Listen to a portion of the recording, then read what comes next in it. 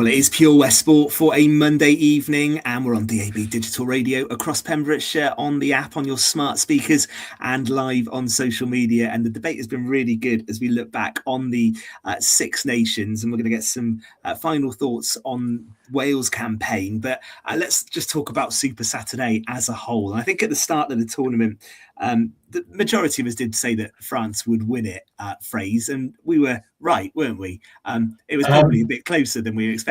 I don't remember you saying those words, Ben. Not at all. It was something with a red rose on. I don't know what that team was. I think the irony is the bookies at the start had the two comfortable favouritism for the bookies, France to win it and Wales to get the wooden spoon, came through. Just no one realised the pathways that we'd have to go through to get there. Look, right? We talk a lot about the negative side of rugby, especially here in Wales of late, haven't we? And there's been gripes about things like ad breaks on the television, the constant TMO interference and so on. These last 2 weeks have reminded us why we love it again, hasn't it? It's been an absolutely gripping 2 weeks. Super Saturday was phenomenal from the first game to the last. Yeah. It threw up so many twists, just that climax in Paris. You couldn't wish to see a more exciting game of rugby. It has arguably been the greatest Six Nations championship ever since we turned to six in 1999. Yeah. It's been thrilling. So we do, as much as we dwell and we've debated so much in Welsh rugby and world rugby at the moment, I think we do need to appreciate what we've seen in the last 2 weeks. Open rugby, tries running from everywhere, unpredictable. It's been phenomenal. God, what did you make of that France-England game? For me, it summed up England's It was the best result of the Six Nations, to be honest, Ben. And especially for the young lad Pollock, who started his nonsense when they scored that they thought was a winning try of the tournament, and doing this in rugby. And, we don't want to see it, to be honest with you. It's disrespectful. He doesn't try and offload the ball there and Ireland win the championship. No, exactly. Yeah. It's disrespectful. He's a young kid. He will learn, and it looks as though he's going to learn the hard way. Quite right. He will learn. But it was a dramatic finish, wasn't it, at the end of the day? I mean, Ramos was as cool as you like, kicking that over from 40 metres at least. It was a hell of a kick. And a dramatic finish for the whole series. And Fraser's right. The Six Nations is probably the greatest rugby tournament in the world. A bottom team can beat the top side. You just never know what's going to happen, and that's what the unpredictability of the games is. What we all love, and it's all about getting momentum as well. And France, we all thought we were going to run away with it. They didn't in the end. And we talked about Sean Edwards' defence philosophy. They conceded 40 points in, was it against Ireland? And then the last game as well, 40. That's nearly 90 points. And we were saying how good a defences coach he was. So, they won the tournament and they deservedly won it. I wrote Ireland's a victory too. I'll rip that up, I think. Yeah, Sam, some sympathy for Ireland, because I just had this image of like a massive party about to start in Dublin, and all of a sudden, that happened anyway. That happened anyway. There's no mistake about that. Win or lose.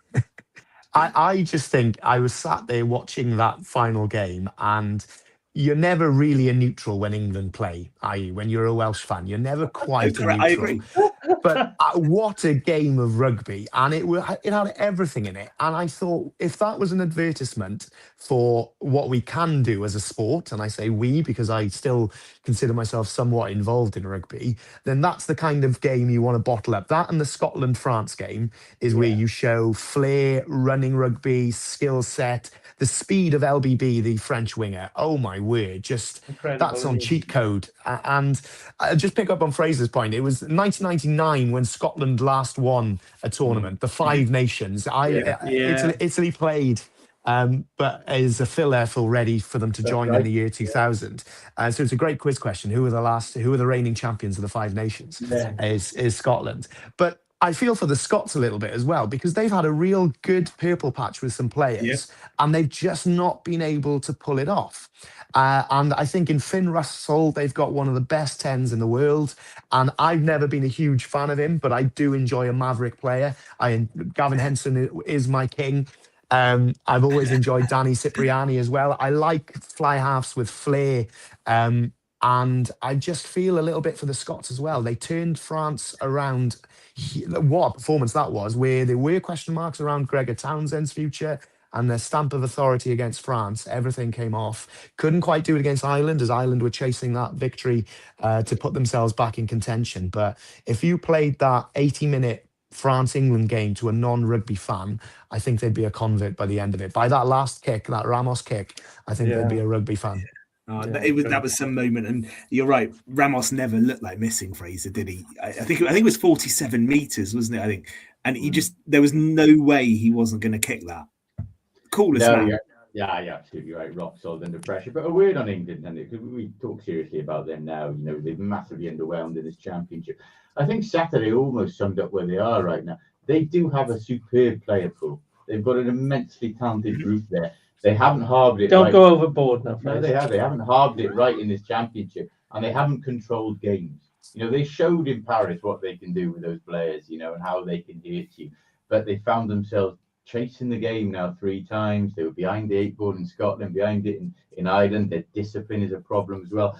I still think and it's a big if they can get it right in terms of structure, in terms of cohesion, and put 80-minute performances together, and more importantly, add some control to their game, they can still be a real force. That's what's let them down in this championship. Even in defeat on Saturday, you saw just how much that side can hurt you. So it was almost a warning, despite the defeat to everyone else, that they're not going away just yet, for sure. Well, I've got 2 words to save the England team and get us back on track. Andy Farrell are those 2 words. Let's get Andy Farrell as head coach, and I think he's Irish, man. He's Irish. He's English. Great. Hey, actually, talking to Farrell, Owen's going to be joining the Irish setters now in the summer. That's an interesting move, isn't it, from England to Ireland? Yeah, it's an interesting move. Yeah, what do you think of that, Ben? Well, I like Owen Farrell. I think there's room for him. No, I'm on about having 2 countries as well. Why should you swap to another country? I think the rules in rugby are looser, aren't they? For that should be allowed, or it's a 3-year rule, is it? Or 2-year rule? The rules in rugby are looser, aren't they, for that type of thing to happen? I think once you've been capped a certain amount of times by one country, that for me, that should be that really. I think you make the decision before who you play for. It's as simple as that. Interesting your point, Gordon, on the Six Nations, the greatest rugby tournament of all time. In the world. The greatest. Yeah. And it was a great championship, I would say winning a Rugby World Cup feels quite good as well. 2003. We can't. That's the same year as his shirt, is it? Is that how far you've got to go back? Overrated. But it's a great advert for the Six Nations, and I think, and look how Italy have done as well this tournament. I think any idea that we would have promotion and relegation is that done and dusted now? Or do we think? I can't see it happen for a long time. I would argue it's not particularly fair on Georgia. I think the news that's emerged from there in the past week, they might hold fire on that with obviously the drug scandal that's potentially sick their international players. In theory, it's harsh on. Look, financially, they never go for it. I'm not saying that's right, but I think organisers will be taking a monumental risk financially if they put Georgia in that tournament, which isn't necessarily the correct reason, but I can't see it happening for a long time. And at least, this tournament pushes away the argument for a short term that one team has to go, I guess. Okay, let's finish our Six Nations conversation. I've really enjoyed it over the last few weeks as well. We've had some really good guests join us on a Monday to look back on the matches. So for Wales next, Fiji in July, Argentina and South Africa, and then of course the November games to come. The All Blacks will be back. Australia will be back as well. Let me go to Fraser first in his retro top. How would you rate this Wales performance? A mark out of 10 and just a final comment. What comes next? A mark out of 10 is difficult. It started so badly and built. I'd say we still know more than a 5 or a 6 overall, perhaps a 6 being generous in terms of how we built and where we've been recently. So I'd say 6. But in terms of what you touched on there, have to beat Fiji at home now and winning momentum there in the summer. Go to Argentina and South Africa. I'd argue performance is probably more than the result, but we just want to keep seeing progression now, don't we? Still a long way to go. All right, 6 for Fraser. For a second on the night we have a politician with us, I thought you were going to sit on the fence there, Fraser, but you got there in the end. We 6. Sam, final thoughts on Wales? Yeah, I think Fraser's in the right ballpark there. 5-6. If I was writing an end of season report card, it's green shoots, promising green shoots here. I quite like there's been continuity of players, especially in the centre. I like Luis Rees-Zammit at fullback, I really do. And I think Dewi Lake has really come into his own as skipper. I think Jack Morgan will have to work really hard to win that captain's armband back from Dewi Lake. So yeah, I think 5 is really interesting. The fact that the Fiji game's in Cardiff, but in the Cardiff City Stadium is classed as a home game for Fiji. Yeah. That'll be interesting. I think that dynamic is going to throw a few interesting points into it. But on the Georgia point and the expanding of the Six Nations, these tier 2 sides, as they're called, and I don't like the terminology, but they need to get more opportunities of playing against tier 1 sides, and hopefully that's what this new summer tournament will give, is that opportunity for a few banana skin fixtures as well. I think we quite enjoy seeing these small sides taking a big scalp. So and I class Wales as a small side now, as we're outside the top 10. All right, I'll give England a mark then before I go to Gordon. Massively underachieving in this tournament, I think. Yes, showed what we could have been in Paris, but I'm going to go 4 for England. I think they've massively underachieved from where they should have been. A disappointing tournament all in, really. England should have done much better. Gord, on Wales? Yeah, historically, England have always had purple patches and really poor patches, and that will continue throughout the history of the game. They've got the biggest pool of players, you're right, they have underachieved this season. And Fraser's right, they can turn on a performance like they did against France on Saturday, just like that. So it's not all doom and gloom. Wales is about a 5, I would say, 5, 6, like the boys have said. They have the most important thing for me, as Tandy came in at a very difficult time, he's settled things down, and what I like is that he's got the combinations now as well. Boys know they're going to be picked, and he's got his centre pair in. He's got boys. The back 3 won't change a lot. The biggest smile on my face that I had during the Six Nations was Carey against Ireland, throw in a dummy, and he was laughing as he was going towards the try line. It was, what a beautiful game this is, isn't it? You know? Yeah. Excellent stuff. All right. That's the 2026 Six Nations done and dusted on Pure West Sport. And I hope you've enjoyed our comments, and we've enjoyed having people get involved as well. On a Monday evening, just before we let Sam go, obviously a busy time to come, Sam, over the next month or so, with the elections to come, of course. And in terms of sport and the elections, how much of a part do you think that will play? And also just generally in Pembrokeshire at the moment, we talk a lot about grassroots sport in the county, and it is thriving in Pembrokeshire, isn't it? And I'm sure there's still work to do. But what do you make of that generally as we head towards a busy time for you? Well, I think the talking point of this team sport winter anyway has been the weather. And the impact that the weather has had on cancelled fixtures, from junior fixtures right the way through to seniors, and how maybe our facilities aren't where they need to be for us to be able to deal with the winter sports that are rugby, football, hockey to some extent as well, and those main team sports. And I know we've spoken on this show before about how other sports have come to the fore for a lot of people now, especially post-COVID, around triathlon. Golf has become incredibly popular thanks to YouTube golf, and we're only a few weeks away from the Masters in Augusta, which I'll be watching intently as best as I can anyway. I think sport is in a really good place, but it needs a bit of love, and I mean that in that there are so many other distractions out there now for young people. I genuinely believe that there's no better social mobilizer than sport. It doesn't matter about your upbringing, your background, your race, color, creed, or anything. If you put a jersey on and you take to a football field or a rugby field, you are part of a team, and all that matters is your contribution to that team for that 80 or 90 minutes. I think there's something quite inspiring in that.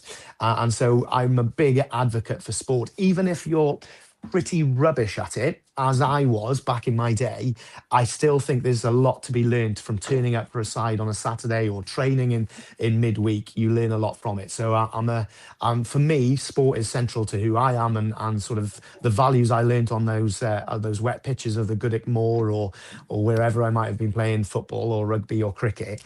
Those values have stuck with me. And I think, Sam, you and Fraser are due to, well, you're due to be facing each other quite soon. Are you not in the cricket? I think so. When's that fixture due, Fraser? I think it's in the opening couple of weeks, so we can probably put it under washout territory the way the last couple of seasons have gone. But yeah, so Cadbury and Fishguard back in the same, which all jokes aside, it's good for the local area. You know, I think we both had our struggles. Fishguard especially had to rebuild for the last couple of years, and good to see both those teams back and still in the top two divisions as well, albeit by the skin of our teeth a couple of years. Yeah, I think it's really good place that cricket is thriving across the county now, because it went through a bit of a tough patch for the north of the county. We lost Letterston, Dinas, and Maenllwchod, Crymych have had a couple of difficult years, but are really stabilising as well now. That's great to see, because it's predominantly been seen as a South County sport, but no, it's an all Pembrokeshire sport, cricket, and there's nothing better than summer in the sunshine getting hit for six. On that note, actually, Sam, interesting news. Just want to get your thoughts quickly on this. Come from the FAW today about they're piloting now 4 areas, I think 4 regions in Wales, which will run a junior season from March to June. Now, I don't need to go into details of why that is. Me and Gordon have spoken about it to death every single week, and more postponements probably this weekend just gone. I imagine, Gordon, I don't know. Your thoughts on that, mate? Because also, you know, we do have to take other sports into consideration. I'll be honest, without trying to be too self-serving about it, I fully understand the reason. As a junior cricket coach, I have obvious concerns.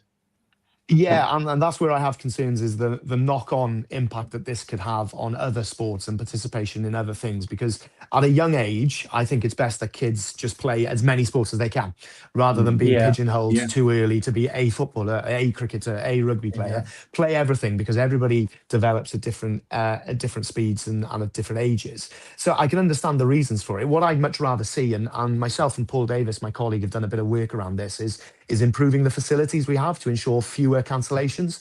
And there's no 4G football pitch north of Haverfordwest, even though you've got a lot of rugby and football sides who are missing out on fixtures because there aren't the facilities, and waterlogged pitches become a real issue. So we're looking at how that can come to fruition, because maybe that's a way of improving the amount of non-postponements in the winter, allowing sports to stay in their timings within the calendar. Because I've always grown up on March the 1st is cricket, September the 1st is rugby and football, and the two always, the summer and winter, live harmoniously side by side.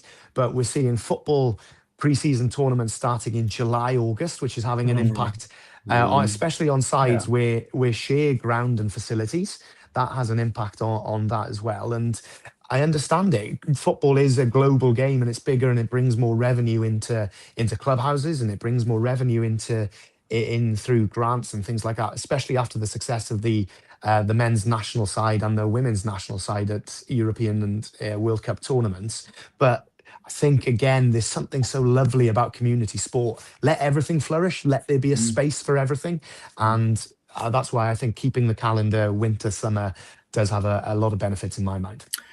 Well, listen, Sam, thank you very much for your time on the show this evening. You are welcome anytime as well. It's great to look back on the rugby and other stuff with you as well. Thank you for being with us on Pure West Sport, and we'll speak to you again really, really soon. We're going to come back for the final part of tonight's show, and we'll mention some of the Senior Cup football that happened over the weekend. We will do that next on Pure West.